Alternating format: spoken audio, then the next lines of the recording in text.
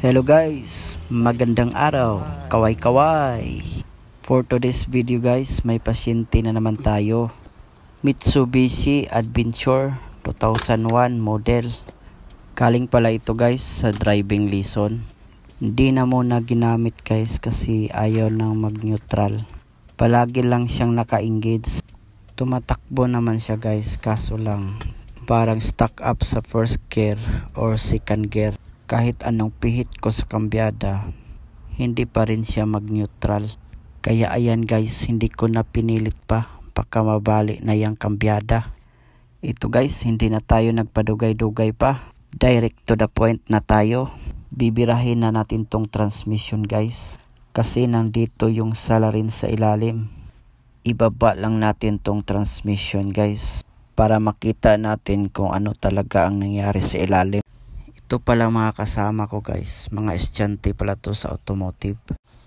Ayan guys, medyo matigas yung transmission, ayaw pang bumitaw. Kaya pala matigas, may isang bolt pa pala na hindi natanggal.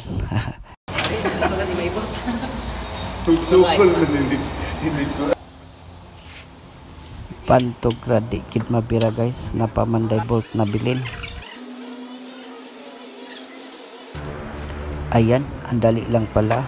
Humok ramaday kay matanggal guys.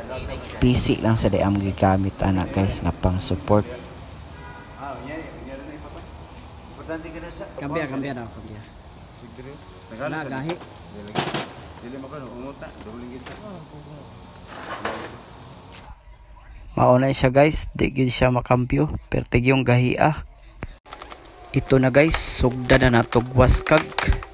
Para makita nato nganong nag-lock gyud ni ang kambyada, para makita pod nato guys ang iyang sulod kung naabag yoy nadaot nga gear or naguba nga gear sa ilalom.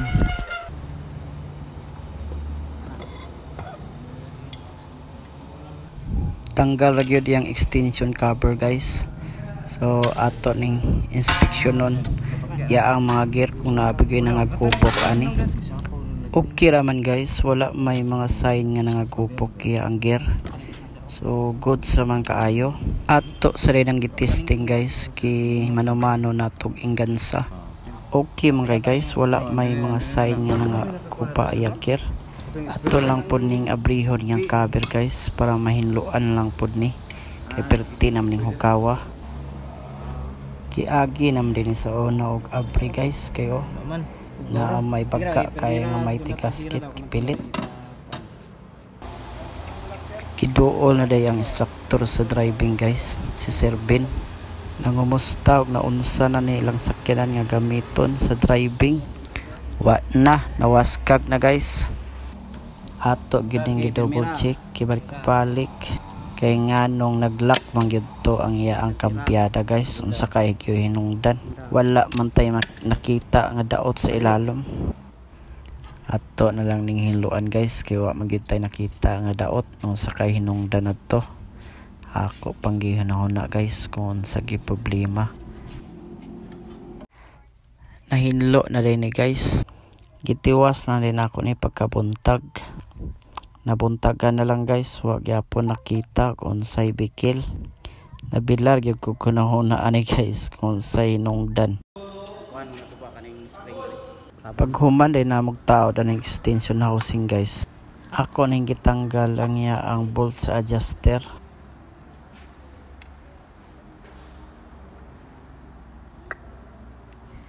Oy, anong nangyari sa spring? Naunsa naman nangagupok naman guys.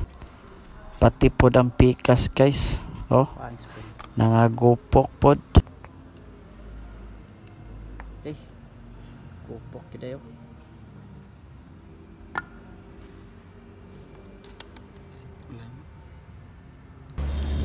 Mao din niyang hinungdan day guys. Oh, nakita ra guys. Mao day tong stuck up yang gear kay nalugaw din yung kambyada. Kay kanida yung mga spring guys, muna siya makontrol siya ang shifting lever or siyang kambyada nga dili siya malugaw. Kung baga pwede ka maka-adjust sa duha niya ka bolt sa isig kakilid para dili kay luag og play ang iya ang kambyada. Good sky guys, nakita ra ang hinungdan sa problema nganong nag-stock up ang iya ang gear. Sulbad ra guys ato ra ning ilisan og spring. Ayan guys, fast forward na tayo. Ato na ning itaod og balik ang transmission. Okay, so ayan, tapos na. Lagyan na natin ng gear oil. I-testing man natin i-cambio kung okay na ba guys. Ayan guys, okay na. I-turn over na natin to para magamit.